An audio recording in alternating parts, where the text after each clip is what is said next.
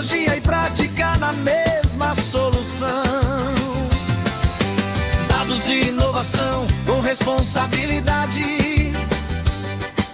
Solo, água e clima, agro de verdade. No caso aqui, mas eu acho que tá com isso atrasado, né? Ainda bem que tá com crédito. Segurar um pouco. Tudo bem, tá com crédito. De boas. Tá com crédito também. No Banrisul, a sua empresa tá com crédito. Quer investir no negócio? Precisa de capital de giro? Quer quitar uma dívida? Tá com crédito. Banrisul, sujeito à análise de crédito. Dando continuidade nesse assunto que nós falamos aí a respeito de vitalidade, viabilidade, falando um pouquinho sobre o processo produtivo, qualidade, concentração de todos os produtos biológicos, nos cabe aqui também fazer uma reflexão hoje. E acredito que muitos de vocês com experiência prática ou a convivência no dia a dia no campo devem estar vendo isso, ou se não viram, daqui a um momento vocês vão se deparar com isso em algum momento, tá? Eu coloquei uma imagem aqui, até pedi para a IA criar essa imagem e fica uma imagem bem interessante, né? E ela fala que resistente não é invencível, né? Então ela mostra aí os micro-organismos dentro de um tanque de pulverização e um excesso de produtos sendo carregados naquela cauda. O que isso nos traz à reflexão? E aí é um ponto muito importante que eu gostaria que todos fizessem uma reflexão e muitas vezes quando se deparassem com essas situações, observassem e se puderem intervir, façam as intervenções necessárias. Nós temos observado que cada vez mais se busca eficiência na mecanização, eficiência das máquinas, cada vez mais se misturam-se mais produtos, né? Então você tem cada vez uma cauda mais carregada.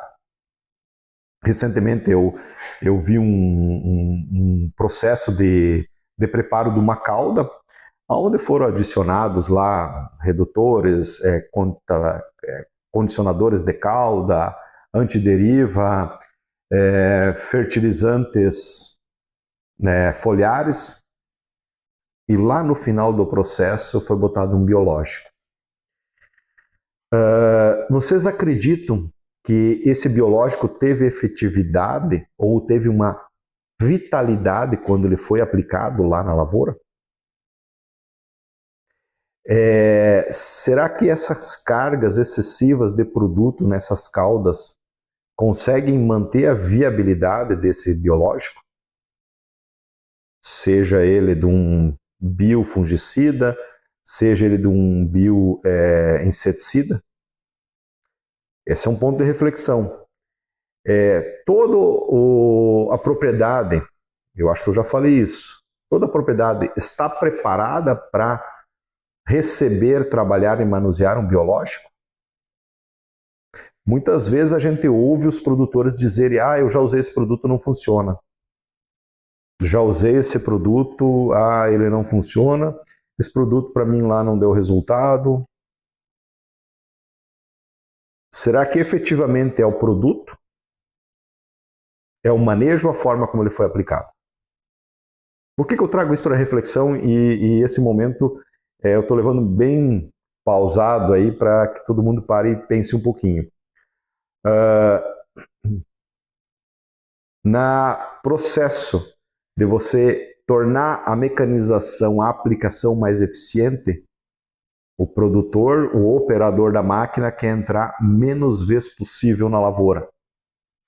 Reduzir o consumo de combustível, reduzir o amassamento. Aumenta-se o volume ou o número de produtos na cauda. Muitas vezes não é respeitado os critérios de mistura, a forma da mistura.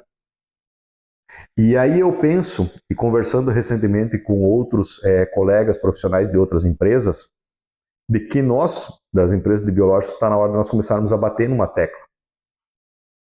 Quando for aplicar o biológico, que faça o processo de higienização do tanque de aplicação? Será que todos os tanques são feitos o processo de higienização? É usado um detergente específico para a limpeza adequada do tanque, da bomba, dos filtros, das pontas do pulverizador? Depois, durante o processo de aplicação, que água você está usando para aplicação? Lembrando que uma água com um pouquinho de cloro que for, já inibe por completo o micro-organismo que você vai colocar lá dentro. Você já mata ele, esteriliza ele por completo. Se você distorcer ali, qualquer produto que você fizer uma oscilação muito drástica no pH da água, baixar ele drasticamente ou aumentar ele drasticamente, ele fugir de uma zona próxima a 7 de pH, você já inviabiliza os micro-organismos. Você bota umas misturas de calda, né? Então você vai... Isso é um ponto de reflexão que você vai estar decidindo entre a performance, a eficiência, a vitalidade do teu micro-organismo e simplesmente a não funcionabilidade dele, a efetividade dele zerada. Nesse aspecto, na próxima lâmina agora que vocês estão vendo, a gente pontuou 5 erros que podem matar o micro-organismo antes dele chegar no campo. Especificamente no tema focado na aplicação. A gente começa pelo armazenamento inadequado. Muitas vezes temperaturas excessivas, exposição ao sol, congelamento, armazenamento inadequado, você pode reduzir por completo ou drasticamente a viabilidade do teu micro-organismo. E número 2, misturas incompatíveis, que é isso que eu estou falando. Fungicidas, bactericidas, produtos cúpricos e moléculas incompatíveis podem eliminar parte da população microbiana antes da aplicação. A compatibilidade hoje dos produtos é muito importante quando você vai preparar uma calda. E, se possível, façam as aplicações de biológico, somente o biológico, uma água dentro de um pH adequado, de preferência com um adjuvante específico para biológico. Não tentem fazer várias misturas e querer aproveitar a aplicação. Vocês vão perder muito dinheiro nesse sentido. Água fora do pH da faixa ideal. Então, o pH inadequado, excesso de cloro, alta salinidade, água contaminada afetam diretamente a sobrevivência desses micro-organismos. Vocês já pensaram no tanque de pulverização pós um processo de dessecação? O pessoal usou, fez uma aplicação, fez uma dessecação, usou um óleo vegetal, um óleo mineral. Muitos processos, as pessoas muitas vezes pensam, vou aplicar um boro, né, um boro foliar junto na dessecação, né? É um ácido bórico que é usado na formulação do boro, né, principalmente do boro 10. Vocês já pensaram no que fica de resíduo dentro desse tanque e na sequência você botar um biológico? Estou só usando como exemplo, porque não que seja via de regra. Mas para a gente ter essa reflexão de que a limpeza do tanque é um ponto essencial para a utilização dos biológicos. Aplicação no horário errado, temperaturas altas, baixa umidade relativa do ar, radiação UV, tudo isso vai reduzindo a sobrevivência de micro-organismos, né? Você tem biológico que precisa do ambiente favorável para colonização e multiplicação. Então, recomenda-se que as aplicações, quando forem produtos biológicos, sendo eles em esporos ou micro-organismos vivos, que elas sejam feitas preferencialmente ao final do dia, para que elas possam ter condições de colonizar e se multiplicar adequadas, que não tenham tanta interferência do sol, tanta interferência da radiação UV e da questão de baixa umidade. E outro ponto é escolher o produto sem entender o objetivo agronômico, né? Então, nem todo bioinsumo foi desenvolvido para a mesma função. Então, eu acho que, e aí não é um achismo, né? Penso que o correto é dizer, eu penso, né? Que você tem que aplicar o produto certo, na hora certa, com o objetivo que você quer. Eu quero um controle de uma cigarrinha do milho. Eu vou aplicar um Balvéria, um fungo que vai fazer um controle. Eu quero aplicar um produto que vai ser um biofungicida. Então, daqui a pouco, um Bacillus subtilis que tem uma característica específica para o controle de doenças. Eu quero uma fixação de nitrogênio, um promotor de crescimento. Então, eu vou focar numa co-inoculação que vai desenvolver os nódulos, que vai fixar nitrogênio, que vai promover o desenvolvimento da cultura. Então, isso é muito mais importante, escolher o produto com o foco do objetivo que você quer. Você, entendendo todo esse processo, você evitando esses 5 erros, você vai ter o sucesso da tua produção e da aplicação do bioinsumo, porque muitas vezes não depende só da formulação. Você tem uma qualidade industrial, você tem que ter um armazenamento correto, uma compatibilidade de mistura, uma qualidade de água, um momento de aplicação e uma estratégia de aplicação para a efetividade do teu produto. Todos esses fatores combinados vão dar o sucesso que o teu produto biológico vai entregar na tua lavoura. Aí você vai ter um resultado agronômico dele. Caso contrário, você vai ter um insucesso.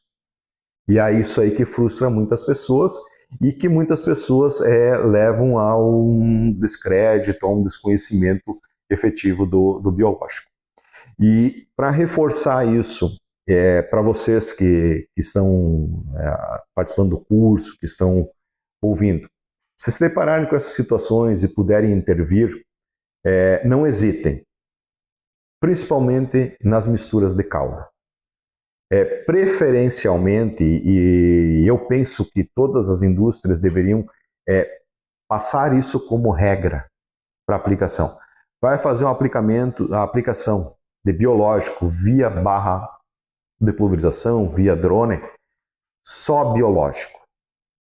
Um adjuvante que seja compatível com o biológico, uma água com pH ideal, um tanque higienizado, preparado para isso. Não misturem caldas, senão vocês comprometem a viabilidade do produto. E avançando nesse ponto, eu quero falar um pouquinho também aí do papel dos micro-organismos na física do solo. Vou mostrar para vocês bem rapidamente, para encerrar com uma imagem que eu considero que ela é o fechamento de todos os pilares da questão de solo, planta e da interface com os bioinsumos. O papel dos micro-organismos na física do solo, né? E como eles influenciam na estruturação do solo. Eu vou apresentar várias lâminas para vocês do que é um solo vivo, estruturado, manutenção física, a aeração do solo, faz a formação dos agregados resistentes. Por que os agregados são importantes, né?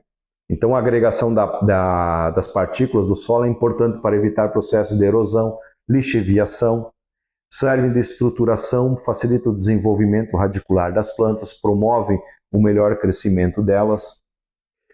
Os fungos que emitem filamento, as hifas, agem como uma rede, estão amarrando fisicamente todo esse solo.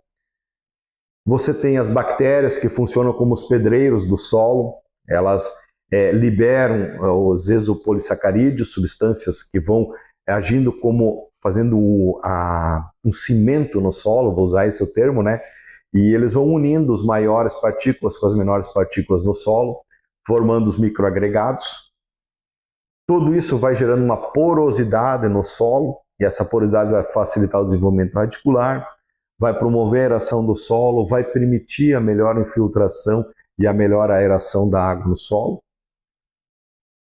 para você chegar nos 3 pilares do solo saudável, que é essa figura que vocês estão vendo agora aqui, onde você tem a estrutura, você tem os nutrientes e você tem toda a biologia do solo, que é um solo saudável e rico em nutrientes. Então você tem uma estrutura, né, significativa, você vai ter aqui uma boa agregação, você vai ter uma infiltração que retém água, você vai permitir a entrada e a penetração das raízes, você vai ter uma resistência à compactação e à erosão, esse é o pilar da estruturação do solo. Você tem o pilar da nutrição, nutrientes macro e micros, você tem o sistema que sustenta o crescimento, a floração, a frutificação, você tem o armazenamento da matéria orgânica dos minerais, disponíveis por meio de processos naturais do solo, e tudo isso embaixo você tem a biologia, que ela vai ser o seu motor vivo que cuida, que cicla os nutrientes e constrói o solo. Então você tem aqui os micro-organismos, os fungos, você tem a decomposição da matéria orgânica, vai ter a liberação dos nutrientes, você vai ter uma forma de agregação melhor, a estruturação que sustenta a saúde do solo. Então, nessa imagem aqui que que construímos aí através da inteligência artificial, para que vocês pudessem entender os 3 pilares de um solo saudável, que é a questão de você ter uma estrutura, você ter nutrientes e você ter uma biologia. Você tem todas as condições para que você possa estabelecer uma cultura e para que essa tenha o melhor resultado e o melhor retorno possível. Um ponto muito importante na questão quando a gente fala de bioinsumos é a questão da regulamentação, né? Hoje, os bioinsumos eles são regulamentados pela Lei 14.785 de 2023. Então, ela é a mesma lei que regulamenta os defensivos químicos, regulamenta também por decretos específicos, e ela submete a avaliação e o registro dos bioinsumos a 3 agências governamentais. Passa pela avaliação da Anvisa, passa pela avaliação do Ministério da Agricultura e do IBAMA. Anteriormente eu comentei a respeito de alguns micro-organismos, né, que a Anvisa já fez uma classificação deles em relação à biossegurança, níveis de biossegurança, 1, 2, 3, em relação à questão da patogenicidade, micro-organismos não patogênicos, que são, né, livres de multiplicação. Então, já existem alguns que já são catalogados. O Ministério da Agricultura entra no processo da questão da viabilidade técnica e do retorno, que você tenha micro-organismos e produtos com micro-organismos que têm uma viabilidade técnica, campo, uma efetividade, uma vitalidade, né? E o IBAMA para certificar da origem de que muitos desses micro-organismos que você vai utilizar não venham de um processo de multiplicação ou modificação do seu DNA.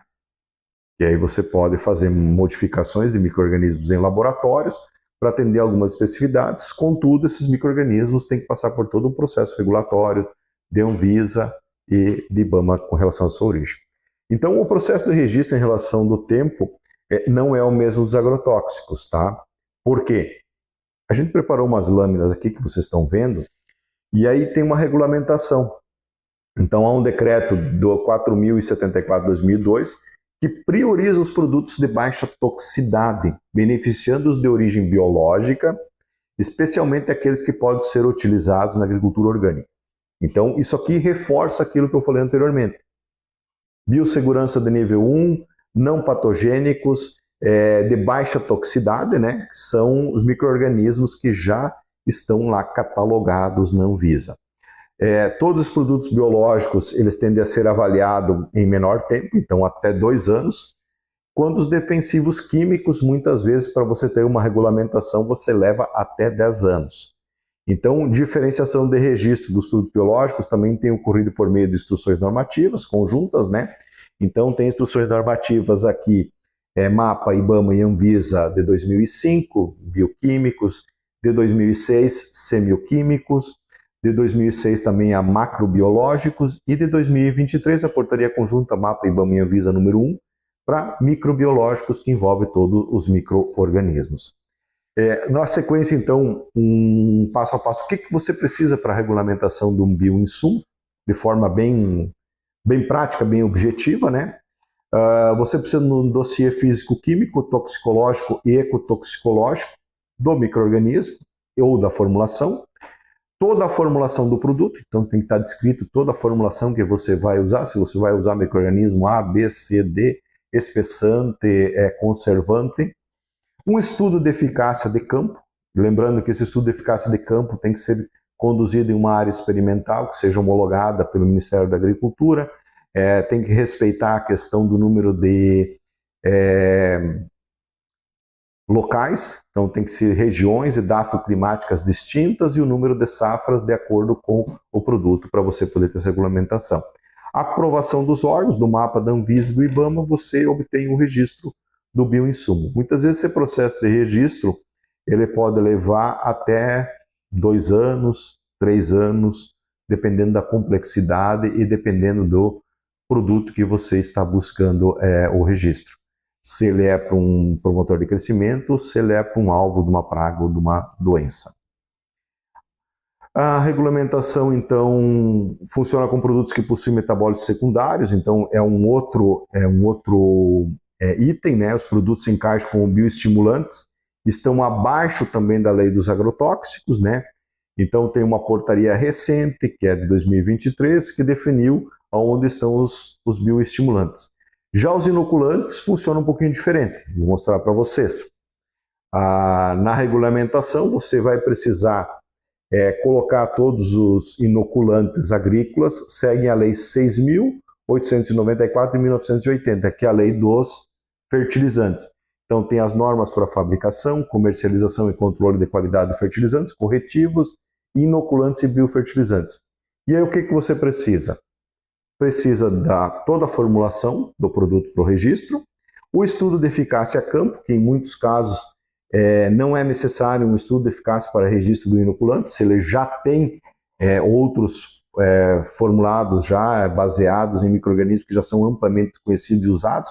Por isso que lá no início da nossa conversa aparece o Brad-Rizóbio como um dos produtos, o top 1 dos 10 mais registrados, está o Brad-Rizóbio, porque ele já tem amplamente pesquisas, ele já é conhecido, já é muito usado como fixador de nitrogênio. Então aqui fala muito bem, o Rizóbio, o azospirilo, ele já tem uma eficácia comprovada.